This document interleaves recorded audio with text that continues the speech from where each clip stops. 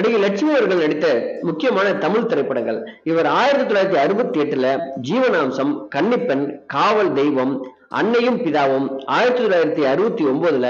மன்னிப்பு, பால்குடம், மகனே நீ வாழ்க, மாட்டுக்கார வேலன், ஜீவநதி, எதிரொலி, கண்ணன் வருவான், 1970ல மாணவன், நவக்கிரகம், பெண் தெய்வம், வீட்டுக்கு வீடு ஏன், 100க்கு 100, தங்கைக்காக, திருமகள், 1971ல அருணோதயம், உயிர், குமரி கோட்டம், துள்ளி ஓடும் புள்ளிமான், காசேதான் கடவுளடா, ஆசீர்வாதம், கனிமுத்து பாப்பா, கருந்தேர் கண்ணாயிரம்,